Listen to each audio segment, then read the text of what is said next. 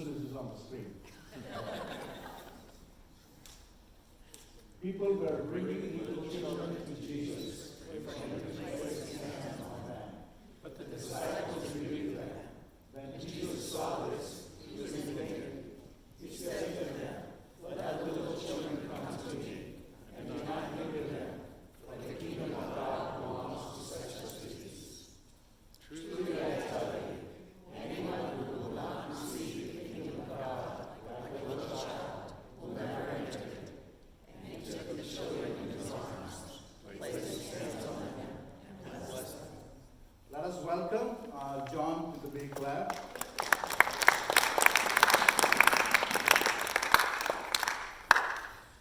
I'm getting really tired of phone calls where the first thing they say is, "Do not hang up."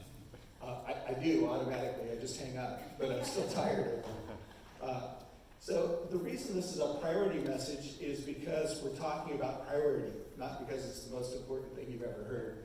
But this is the chapter about from the Growing Young book, where it talks about prioritizing young persons in the church and prioritizing them throughout the church. And this was a particularly interesting chapter to me. And I actually wanted to do next week something a good neighbor, but Rajiv traded with me, and so here I am. So the way this fits, can we get my slides up? Are they coming soon? Yep. There we go. Let's go to the next one. So in the 6 core commitments that this book describes, we've already talked about the key chain leadership and empathizing with young people, with Jesus' message, with warm relationships. This morning we're going to be talking about prioritizing young people everywhere. And then next week we'll talk about the last one, best neighbors. So this fits in as the number 5 in the puzzle. And that means we're on the downhill slope of this whole series. And so you can take a breath, it'll be over soon. So how is prioritization, next slide, different from empathy and different from warmth? Those other 2 things we talked about. So empathizing means, listening for and understanding young people's journey toward identity and toward belonging and toward purpose. That's what empathy is about. Warmth is the way that we surround them with supportive, accepting, and authentic community. It's the relationships we build with young people, and it's the quality of those relationships. Hopefully it isn't all telling them what to do and being mean, like one of my 2 grandmother examples from a few weeks ago. But it's really entering into relationships that are meaningful, that are warm, that are family, that are hard to walk away from. Prioritizing is a little bit different. So prioritizing represents the things that we do in terms of our institutional commitment, but also in terms of all of our individual decisions as individuals as part of this body, to allocate resources, to allocate our attention across the whole life of the congregation. So an interesting thing to me about this chapter is that the authors of the study admit that this was a surprising finding. Now, I love science, and I especially love it when someone discovers something they didn't expect to discover. When the experiment shows something different than what the hypothesis was, right? So they thought, we're going to see this, and then we saw this, and now I had to really think about, what does that mean? And this is what happened here. These people may not be really true scientists from the get their figures and the chemicals kind of standpoint, but they really did a good job with the research. And the research showed them, surprisingly, that prioritizing young persons everywhere throughout the church was actually the top response category as people responded about why their church was successful in working with young people. So it was tied with the leadership issues, but it was the 2 of those were the number one thing. They didn't expect to see that. They thought it would be perfectly okay if 1/4 of the church really paid attention to young persons and the other 3/4 of the church did something else. Turns out that isn't true. What the research actually found is that this was the tied for number one. This is the big deal. And that's why on that circle, they showed the little arrow that exits the circle that says growing old. If you don't get this one thing right, even if you get everything else right, it doesn't help. Your church will not have a decreasing average age. You won't have all of those young people around. So priority was mentioned in half of the responses, or just over half of the responses that they got in terms of prioritizing everywhere. And that's startling. You hear all kinds of different responses, and then you have to dig into it, right? But in those survey responses, where it was free form, where they weren't just, answering, rating 1 through 4 on some question, right? Priority was kept appearing.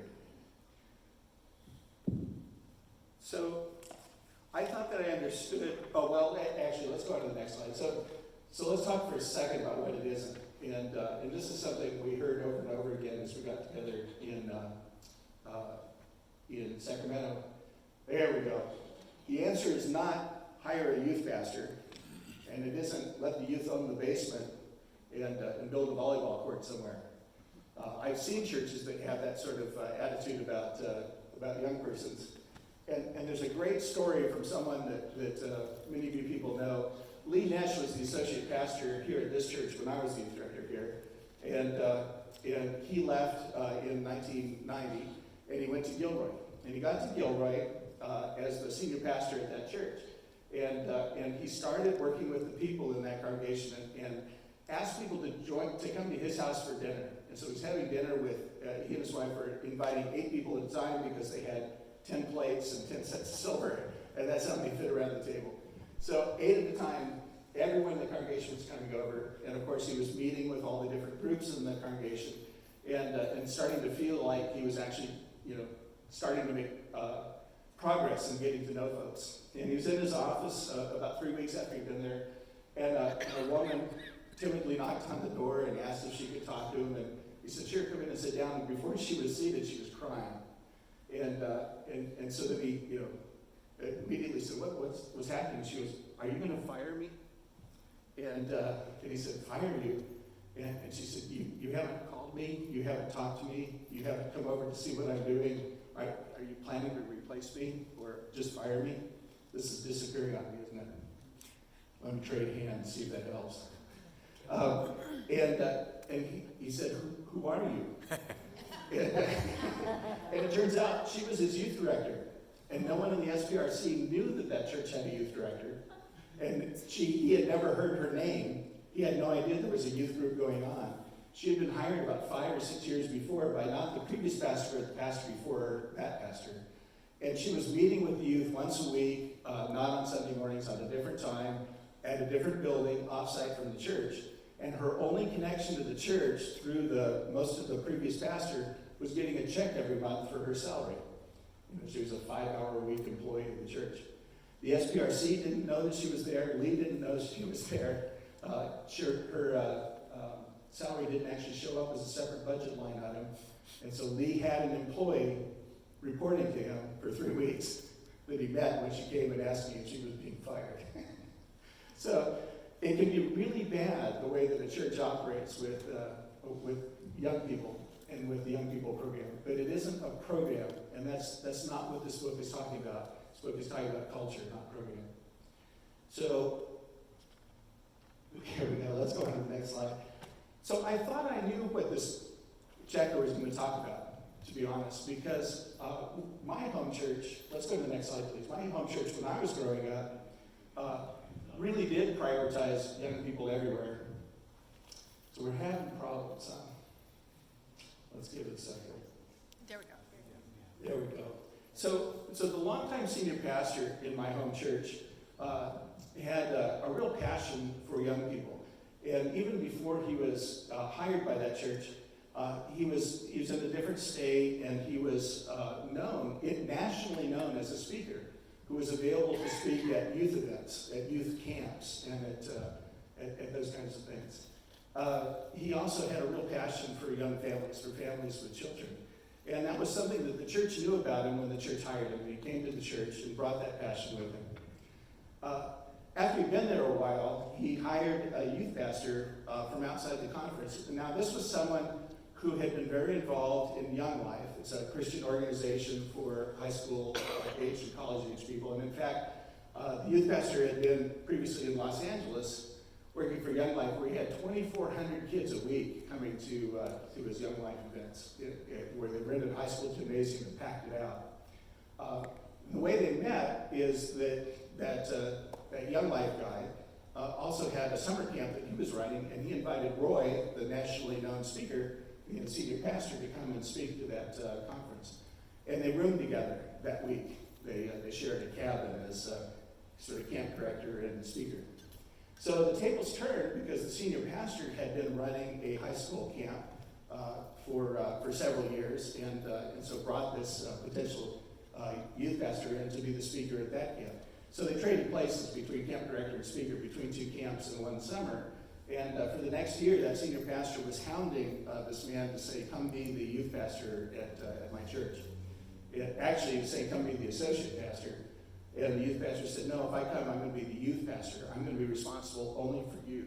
You're not going to saddle me with all the other stuff that an associate pastor has to do. That's not what I'm good at. That's not where my ministry is. It's not what I'm being called to do. So it took a little while to convince the church, but they hired this person on a full-time basis to come and just be the youth minister. So that youth pastor turned out to, as this book described, to actually really be a keychain leader. So he wasn't at that church very long before he got young adults involved in working with the youth program, leading music, being counselors, setting up activities and things. And that's an interesting part of how that worked for me. Let's go to worship. Related to worship, the youth pastor and the senior pastor took worship on as a team. The two of them were always in front of that sanctuary, and they had a very comfortable dialogue between them through the whole part of worship. Some of it was joking, some of it was mild insults.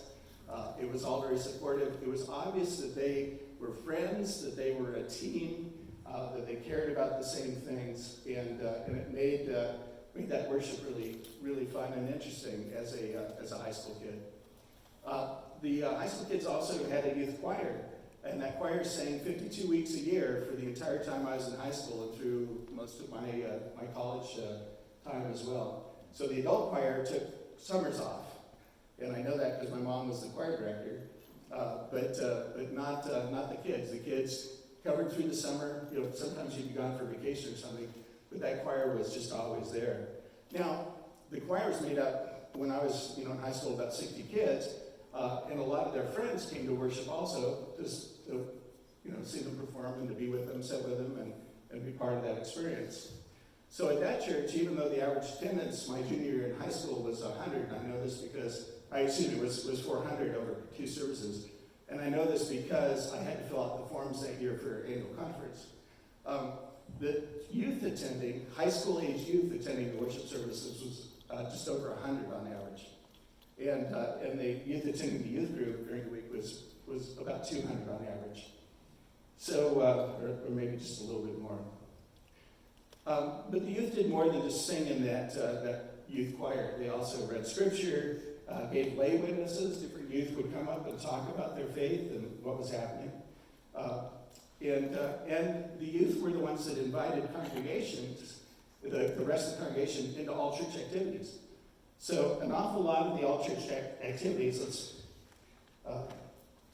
flip into the next page and we'll talk about families a bit, but were things that were kind of centered around the youth and the young adults in that church.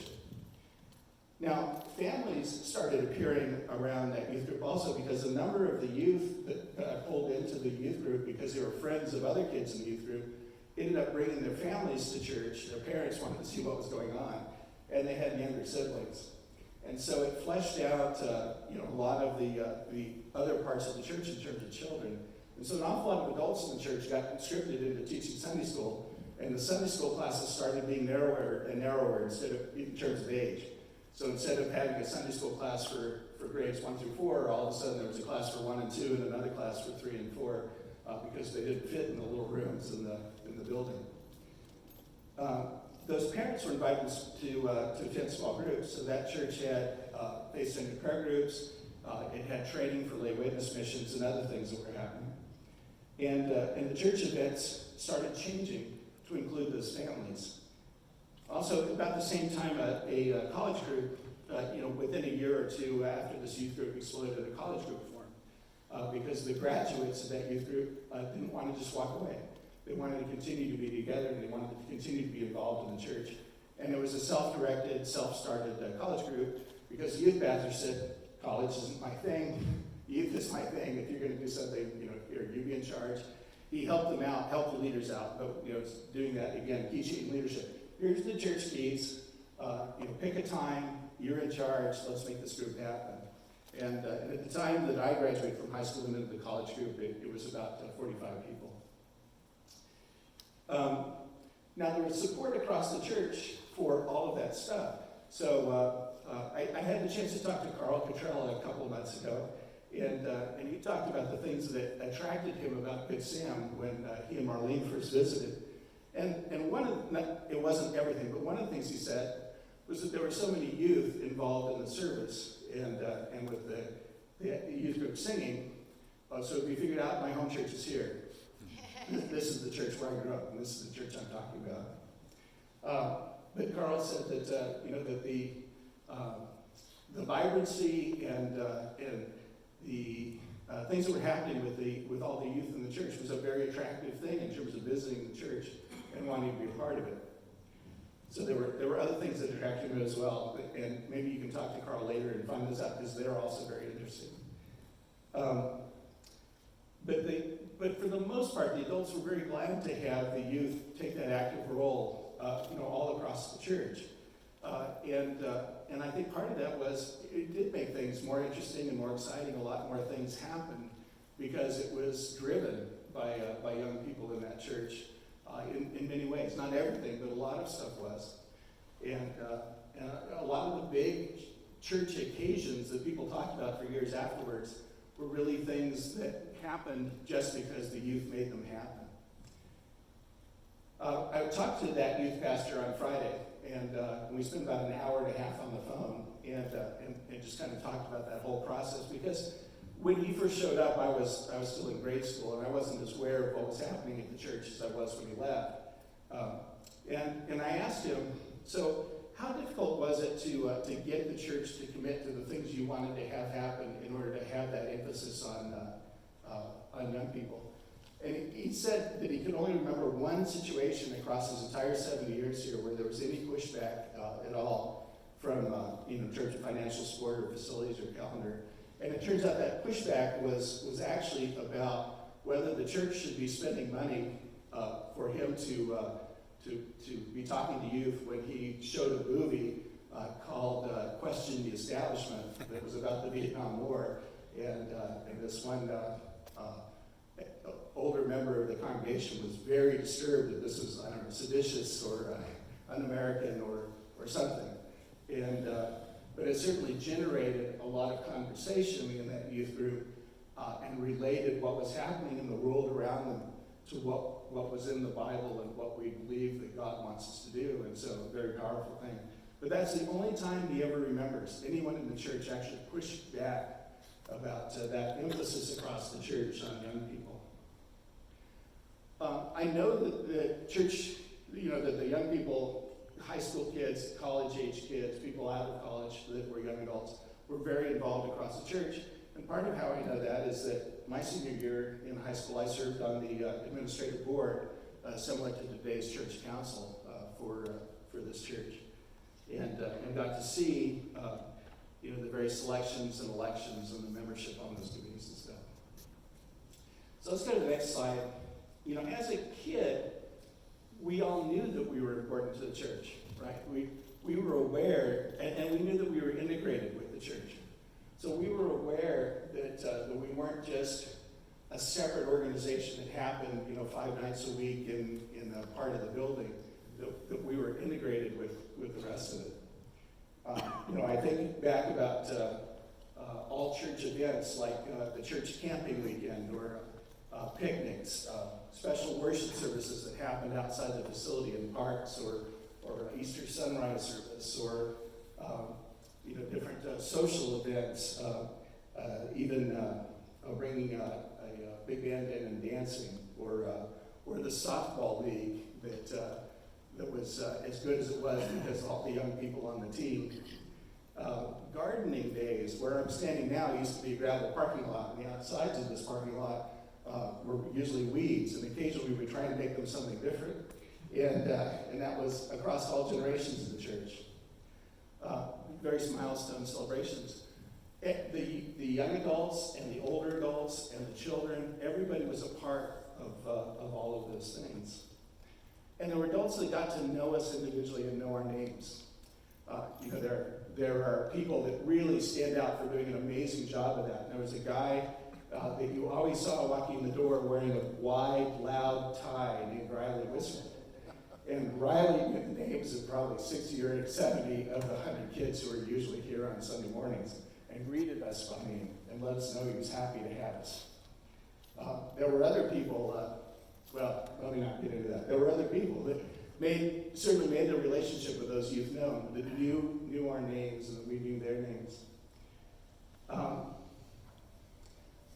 It wasn't all Pollyanna, right? And sometimes things went wrong. And I remember half a dozen cases maybe where one of my friends had a home life that wasn't as easy and wonderful as mine, and suddenly found themselves actually needing a place to live. And the church, not just the youth group, but the entire church rallied around those people and found places for them to be and supported them. So I do want to, let's go to the next one. I do want to tell one story just to describe some of the dynamics here.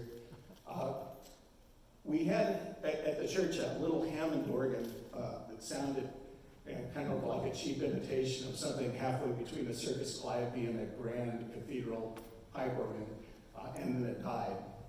And the organist was very anxious to have a replacement organ.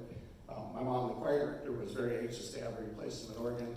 The choir was all in favor of it, and the thing was incredibly expensive, right? So the committee there were two electronic organ companies at the time, Allen and Rogers. No one had anything different than one of those two companies.